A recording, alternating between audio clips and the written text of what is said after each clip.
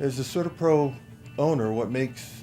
me most proud of the business, and is the primary reason that I associated myself with the CertaPro um,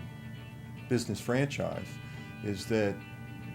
the whole culture is about customer service. And given what my background had previously been, which involved a great deal of customer service, if I was going to have my name associated with and involved with on a daily basis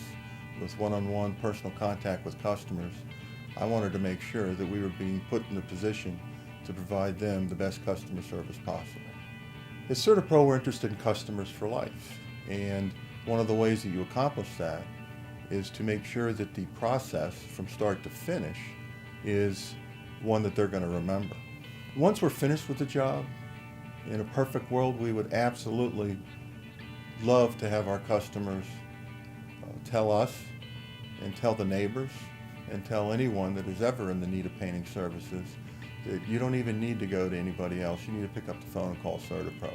because you're going to get the best of service across the board no matter what type of service you're requesting from.